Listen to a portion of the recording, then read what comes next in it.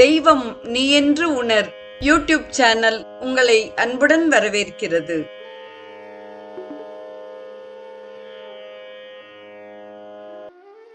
அன்பு உள்ளங்கள் அனைவருக்கும் உற்சாகமான இனிய காலை வணக்கம்.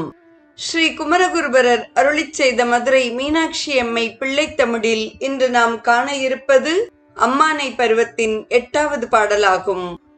முதலில் வருவது அன்னைக்கான வாழ்த்துப் பாடல். வேண்டாத மனமும் ஒரு மனமும் ஆகுமோ, வேண்டுதலால் வினையும் போமே. தூண்டாத விளக்கில்லை உன்னை அன்றி தொல்லுலகில் துயரமெல்லாம் தீண்டாத பிறப்பொன்று வேண்டுமெனில் தினந்தோறும் வேண்டுதலால் மீண்டும் ஒரு சொர்க்கத்தை மேதினியில் மீள வைப்பாய் மீனாட்சியே. தொடர்வது அம்மானை பருவத்தின் 8வது பாடல். விளரி மிழற்று அழி குமிரு குழல் கொடி வீசிய அம்மனை போய் விண்ணில் நிறைத்து எழுவது ககனம் திருமேனியது ஆனவருக்கு இளநிலவு உமிழ்பரு முத்தின் கோவை எடுத்து அவர் திருமார்புக்கு இடுவ கடுப்பவும் அப்பரிசே பல் மணியின் இயற்றிடும் வளர் ஒளி விம்மிய அம்மனை செல்வது வானவில் ஒத்திடவும் மனன் நெக்கு உருக பரமானந்தம் அடுத்த திருத்தொண்டர்க்கு அழி கனிய திரு அருள் கனியும் கனி ஆடுக அம்மனையே.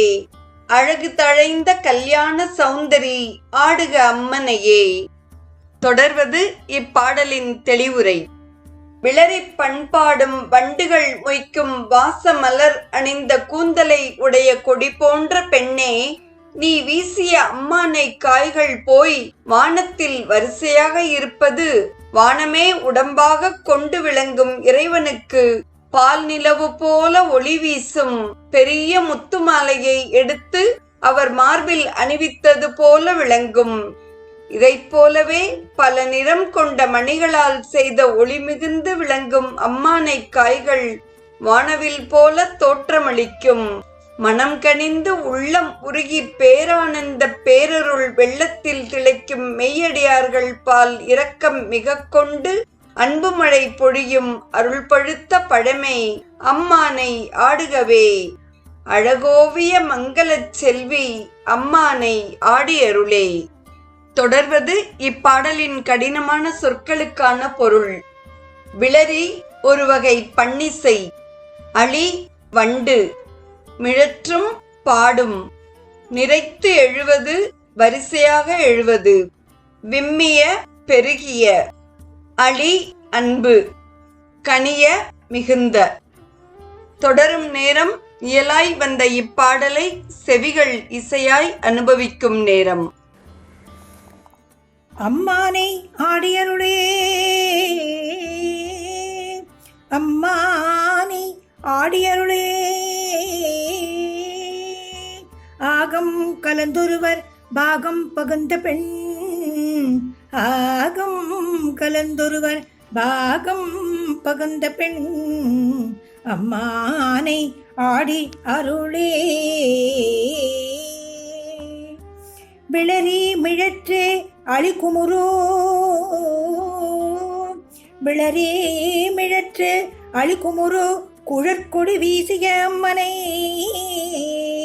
குழற்கொடி வீசிய அம்மனை போய் விண்ணில் நிறைத்தெழுவது, குழற்கொடி வீசிய அம்மனை போய் விண்ணில் நிறைத்தெழுவது ககன திருமேனி அதானவருக்கு, ககன திருமேனி அதானவருக்கு இளநிலவு உமிழ் பருமுத்தின் கோவை,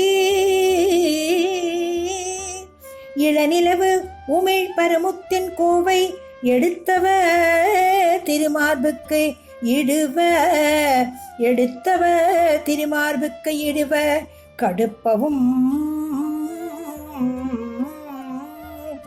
அப்பரிசே பல மணி இனி இயற்றிடும், அப்பரிசே பல மணியினில் இயற்றிடும் வளரொளி விம்மிய அம்மனை, வளரொளி விம்மிய அம்மனை செல்வது வானவில் ஒத்திடவும், வானவில் ஒத்திடவும் அம்மனை செல்வது வானவில் ஒத்திடவும் மனன் நிக்குருக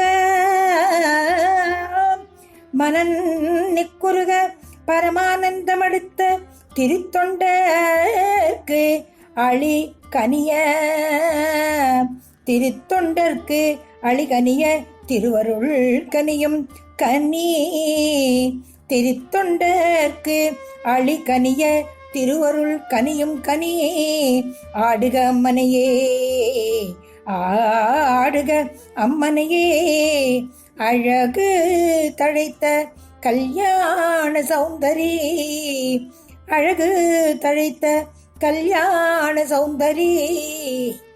ஆடுக அம்மனையே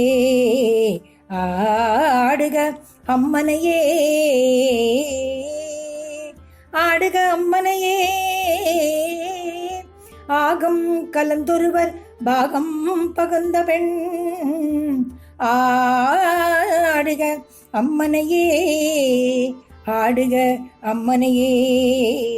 கல்யாண சௌந்தரி ஆடுக அம்மனையே.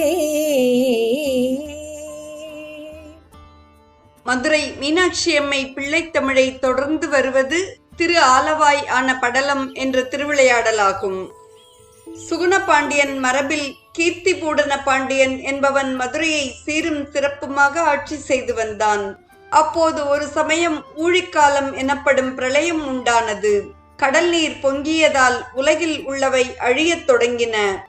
அப்பிரளயத்திலிருந்து அங்கேயர்க்கண் அம்மை திருக்கோவிலின் இந்திர விமானம், பொற்றாமரை தீர்த்தம், பசுமலை, பன்றிமலை, நாகமலை, இடபமலை, யானைமலை ஆகியவை அழியாது இருந்தன. பிரளய காலம் முடிந்ததும் இறைவனார் உலகத்தையும் உயிர்களையும் படைத்தார். அப்போது பாண்டிய மரபில் வங்கிசேகர பாண்டியன் என்பவன் தோன்றினான். அவன் 64 கலைகளிலும் சிறந்தவனாய் விளங்கினான். அவன் அங்கேயர்க்கண் அம்மை திருக்கோவிலை சுற்றிலும் சிறிய நகரத்தை உண்டாக்கி ஆட்சி செய்து வந்தான். நாளடைவில் அவன் நல்லாட்சியின் விளைவால் மக்கள் தொகை பெருக்கம் அதிகரித்து கொண்டே சென்றது. ஆதலால் வங்கிசேகர பாண்டியன் நகர எல்லையை விரிவாக்க எண்ணினான். எனவே அவன் திருக்கோவிலை அடைந்து, எம்பெருமானே, உன் அருளினால் நான் இந்நாட்டை ஆண்டு வருகிறேன். இப்போது என்னுடைய குறை ஒன்றை போக்கி அருள வேண்டும். என்னுடைய குடிமக்கள் வசிக்க ஒரு நகரம் அமைக்க வேண்டும்.